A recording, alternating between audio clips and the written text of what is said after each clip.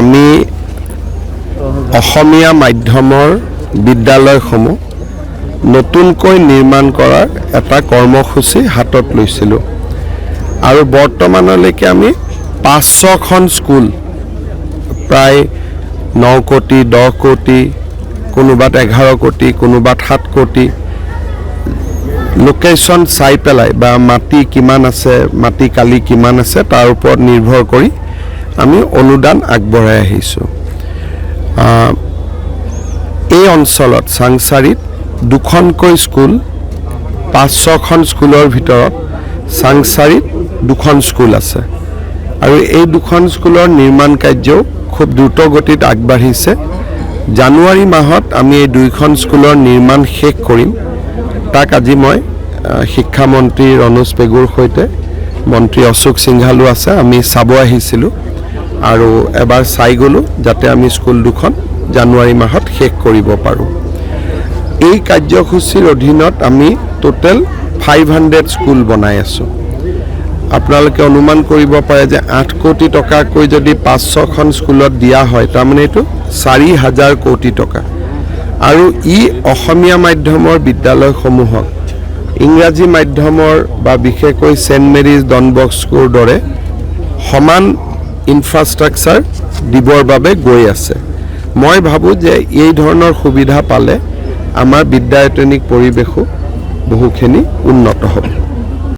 অলপ বানপানীৰ পৰিৱেশ হৈছে, মই চাব দিছোঁ PWD চাই দিম। আমি অসমীয়া মাধ্যমৰ বিদ্যালয়সমূহ নতুনকৈ নিৰ্মাণ কৰাৰ এটা কৰ্মসূচী হাতত লৈছিলোঁ আৰু বৰ্তমানলৈকে আমি 500খন স্কুল প্ৰায় 9 কোটি 10 কোটি কোনোবাত 11 কোটি কোনোবাত 7 কোটি লোকেশ্যন চাই পেলাই বা মাটি কিমান আছে মাটি কালি কিমান আছে তাৰ ওপৰত নিৰ্ভৰ কৰি আমি অনুদান আগবঢ়াই আহিছোঁ।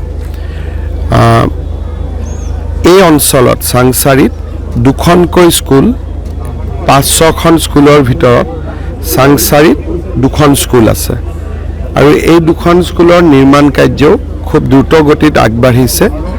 জানুৱাৰী মাহত আমি এই দুইখন স্কুলৰ নিৰ্মাণ শেষ কৰিম। তাক আজি মই শিক্ষামন্ত্ৰী ৰণোজ পেগুৰ সৈতে মন্ত্ৰী অশোক সিংহালো আছে, আমি চাব আহিছিলোঁ আৰু এবাৰ চাই গ'লোঁ যাতে আমি স্কুল দুখন জানুৱাৰী মাহত শেষ কৰিব পাৰোঁ। এই কাৰ্যসূচীৰ অধীনত আমি টোটেল 500 স্কুল বনাই আছোঁ। আপোনালোকে অনুমান কৰিব পাৰে যে 8 কোটি টকাকৈ যদি 500খন স্কুলত দিয়া হয় তাৰমানে এইটো 4,000 কোটি টকা আৰু ই অসমীয়া মাধ্যমৰ বিদ্যালয়সমূহক ইংৰাজী মাধ্যমৰ বা বিশেষকৈ সেন্ট মেৰিজ ডন বস্কোৰ দৰে সমান ইনফ্ৰাষ্ট্ৰাকচাৰ দিবৰ বাবে গৈ আছে। মই ভাবোঁ যে এই ধৰণৰ সুবিধা পালে আমাৰ বিদ্যায়তনিক পৰিৱেশো বহুখিনি উন্নত হ'ব। অলপ বানপানীৰ পৰিৱেশ হৈছে, মই চাব দিছোঁ PWD চাই দিম।